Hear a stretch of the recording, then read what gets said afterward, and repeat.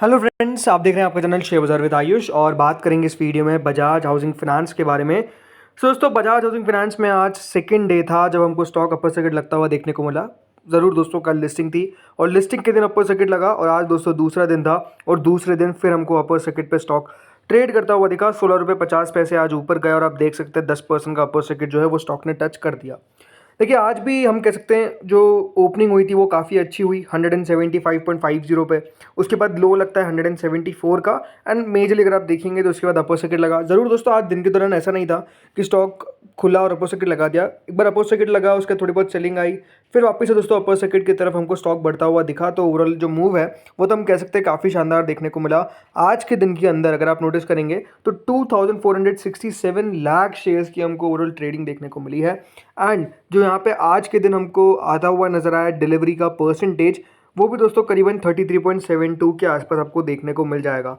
देखिए, एक सबसे बड़ा कीर्तिमान कंपनी ने टच क्या कर लिया है। 1 लाख करोड़ की मार्केट कैप तो हो ही गई थी, लेकिन आज दोस्तों इसकी 1.5 लाख करोड़ 1,51,155 करोड़ की मार्केट कैप जो है वो बेसिकली हो चुकी है। तो आप समझ सकते हैं कि कितना शानदार तेज़ी आपको दिखाता हुआ दिख रहा है यहाँ पर बजाज हाउसिंग फाइनेंस, और लगातार यहाँ पर पैसा जो है वो बनता हुआ नज़र आ ही रहा है। क्योंकि कल लिस्टिंग के दिन सबसे बड़ी बात तो इन्वेस्टर्स का बड़ा पैसा बनता हुआ नजर आया। मतलब आप देखिए ना, 70 रुपये का प्राइस वाला इशू आज आपको 181 पर मिल रहा है, यानी आपको ऑलमोस्ट 111 रुपये से ज़्यादा अभी आपको ये बढ़ता हुआ दिख गया है। तो सबसे बड़ी बात तो जिसने होल्ड किया, राइट, जिनको आईपीओ का अलॉटमेंट मिला और जिन्होंने होल्ड किया, उन लोगों का डेफिनेटली अब पैसा जो है वो बढ़ता हुआ दिख ही रहा है। क्योंकि यहाँ पे रोज़ 10%, मतलब कल भी 10%, आज भी 10% स्टॉक में तेज़ी देखने को मिल गई।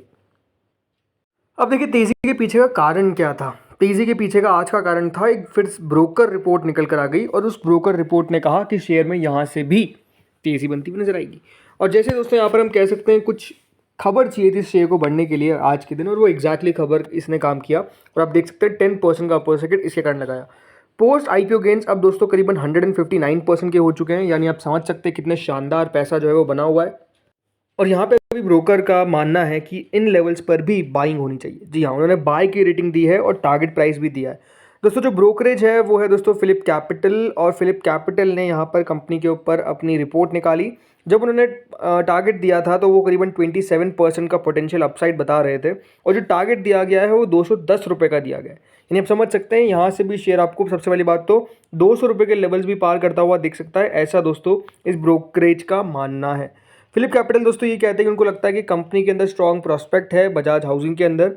उनका मानना है कि जो सबसे बड़ी हाईलाइट है वो फोकस है कि कंपनी का स्वीट स्पॉट, ये सबसे बड़ी बात उन्होंने यहाँ पर कही कि कंपनी के पास almost 65% of India's home loan market है। आप देख सकते हैं कितना ज़्यादा मार्केट शेयर है इसके अंदर। In 3 years the brokerage expects the balance sheet to be north of ₹2 lakh crore. मतलब उनका मानना है कि अगले 3 सालों के अंदर जो कंपनी है वो 2 लाख करोड़ की अपनी बैलेंस शीट करती हुई नजर आ जाएगी। इसलिए उनको लगता है कि जो नियर टर्म क्रेडिट कॉस्ट है वो ज़रूर यहाँ पर रह सकती है फर्दर, लेकिन ये सपोर्ट भी करेगा कंपनी के ग्रोथ और फ्यूचर आउटलुक को, ये उनके द्वारा साफ कहा गया।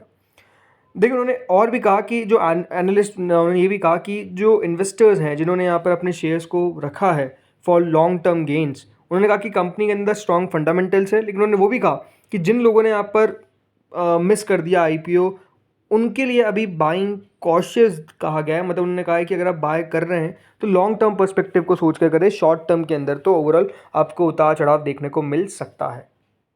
सो यही देखिए बात है ना। मतलब आज देखिए, आप कंपनी 1,51,000 करोड़ की मार्केट कैप पर आपको मिल रही है। कंपनी का जो प्राइस टू अर्निंग है, अब ये बहुत इंपॉर्टेंट बात है, 87 के प्राइस टू अर्निंग पे दोस्तों स्टॉक जो है वो करेंटली ट्रेड करता हुआ दिख रहा है। खास बात क्या है दोस्तों, यहाँ पर जो इंडस्ट्री की वैल्यूएशंस है, राइट, वो 22.2 है इंडस्ट्री का पी। इसके पीयर्स कौन कौन है?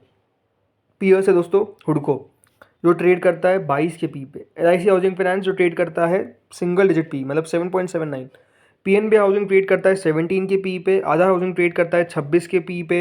एप्टस वैल्यू ट्रेड करता है 25.91 की पी पे, और आवास ट्रेड करता है 28.49 पी। बट अगर आप बजाज हाउसिंग को देखेंगे ना तो 87 के पी पे आपको स्टॉक ट्रेड करता हुआ दिख रहा है। देखिए, एक जो कंसर्न है मेरे लिए वो क्या है, वो है दोस्तों इसकी वैल्यूएशंस, राइट। यही एक सबसे बड़ा कंसर्न है। Company is not a concern, but हमेशा बात ध्यान रखिए, प्राइस डिस्कवरी जब होती है और जब शेयर इतना आपको बढ़िया करता हुआ दिखता है और जब वैल्यूएशन इतने स्ट्रेच हो जाते हैं, तो ये बात ध्यान रखिएगा कि अगर आगे चल के थोड़ी बहुत गिरावट आती है तो वो गिरावट गलत नहीं है, उसके पीछे का रीज़न है कि क्यों स्टॉक गिरता हुआ दिख रहा है। क्योंकि जब आपको दोस्तों इंडस्ट्री के अंदर कोई भी कंपनी 30 के पी पे नहीं मिल रही है, बट ये कंपनी मिल रही है 87.25 की पी पे, नो डाउट मेरे हिसाब से दोस्तों बजाज हाउसिंग को ज़्यादा वैल्यूएशन मिलेगा ही मिलेगा, बिकॉज कंपनी के फंडामेंटल स्ट्रॉन्ग है, कंपनी खुद स्ट्रॉन्ग काफ़ी ज़्यादा है, ये एक रीज़न नो डाउट सही है। बट द थिंग इज़ कि कितना दोस्तों कंपनी प्रीमियम पर ट्रेड कर सकती है, राइट। 30 का 50 पे कर सकती है, 60 पे कर सकती है, लेकिन अगर यहाँ पर जिस तरीके से स्टॉक में तेज़ी हो रहा है, अगर यहाँ पर एक दो अपर सेकंड और लगे तो जो इसके वैल्यूएशंस है वो और ओवर द रूफ चले जाएंगे, राइट। तो बात यही है कि यहाँ पर वैल्यूएशंस उतने ज़्यादा कंफर्ट नहीं देते हैं, वो बात साफ दिखती है, राइट। इसकी ग्रोथ कितनी है, आई थिंक इस पर किसी को डाउट नहीं है। मतलब आज अगर आप कंपनी को देखेंगे 2020 में 2646 करोड़ का रेवेन्यू, वो बढ़ते बढ़ते बढ़ते बढ़ते दोस्तों 2024 में 7000 करोड़ का रेवेन्यू तक पहुंच चुका है। इतना रेवेन्यू बढ़ाना कोई आसान बात नहीं है, ये आप भी जानते हैं, मैं भी जानता हूँ। इसी के साथ साथ कंपनी का फाइनेंसिंग प्रॉफिट बढ़ा, इसी के साथ साथ कंपनी के मार्जिन्स में आपने एक्सपांशन देखा, इसी के साथ साथ जो कंपनी प्रॉफिट करती थी 421 करोड़ का 2020 में, आज दोस्तों कंपनी का प्रॉफिट कितना है, 1731 करोड़ का।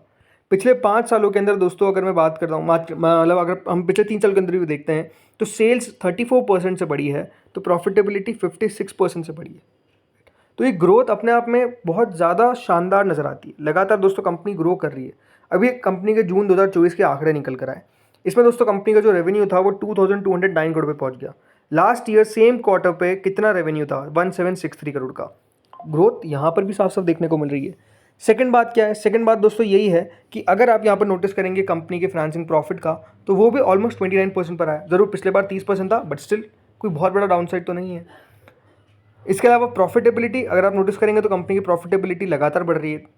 483 करोड़ पे दोस्तों कंपनी अपना प्रॉफिट लेकर जा चुकी है, राइट। तो बात यही है कि ग्रोथ तो इनकी साफ देखने को मिल रही है, बट हाँ इसी पेस से अगर कंपनी ग्रो करती रही तो अपने आप में नो डाउट इसको वैल्यूएशंस थोड़ी सी ज़्यादा मिलेगी, बट ये किसी को नहीं पता कि कितनी ज़्यादा मिलेगी। अभी भी अगर आप देखेंगे तो देखिए कंपनी के प्रमोटर्स जो है वो बेसिकली कंपनी में अभी भी 88.75% की हिस्सा ही रखते हैं, राइट। आने वाले दिनों में इनको और कम करनी पड़ेगी। पब्लिक के पास 6.39% है। FIIs DIs में अगर आप देखेंगे तो 2.34% एंड 2.51% होल्ड करते हैं। हमेशा ये बात हमेशा ध्यान रखिएगा दोस्तों कि जब भी कंपनी के अंदर जब FIIs और DIs तो स्ट्रॉन्ग हैंड है, राइट, ये बेचेंगे नहीं। बेचता कौन है, बेचती दोस्तों मेजरली पब्लिक है, राइट। पब्लिक के पास 6.39% का स्टेक है, तो यही अगर आप देखेंगे तो मार्केट में ज़्यादातर ट्रेड आपको होता हुआ दिखेगा। 6.39%, वो भी पूरा का पूरा नहीं, इसमें भी देखिए बड़े इन्वेस्टर्स होंगे, बट ये बात आपको समझनी पड़ेगी कि जब बाजार में बहुत बड़ा ज़्यादा फ्री फ्लोट नहीं होता है कभी स्टॉक को रिलेटेड, तब भी वो शेयर काफ़ी बढ़िया करता हुआ दिखता है। बट जैसा मैंने कहा, हमेशा ये बात ध्यान रखिएगा, लॉन्ग टर्म में कंपनी अपने सही वैल्यूएशंस पे आ जाती है, मार्केट उसको सही वैल्यूएशंस पे लेकर आ जाता है, तो वहाँ पर ज़्यादा आपको वो नहीं सोचना है कि नहीं आएगा क्या। थोड़ा बहुत मेरे हिसाब से यहाँ से नीचे जाएगा, 200 रुपये के लेवल्स क्या आ सकते हैं, क्या कल भी अपर सर्किट लगा सकता है, आई थिंक इसका आंसर देना बहुत मुश्किल है। जिस तरीके का मोमेंटम बन रहा है, हो सकता है कि दोस्तों कल भी आपको यहाँ पर तेज़ी देखने को मिल जाए शुरुआती दौर में, बट क्या अपर सर्किट लगा पाएगा, आई थिंक थोड़ा सा टफ दिखता है। क्या 200 रुपये का लेवल इतना आसानी से टच कर सकता है, मुझे अभी भी वो थोड़ा सा दूर लगता है, बिकॉज 200 रुपये का लेवल इतना आसानी से टच अगर कर लिया तो बात अलग है। क्योंकि अब देखिए 1.5 लाख करोड़ की मार्केट कैप हो चुकी है, राइट, ये मार्केट कैप बहुत ज़्यादा है।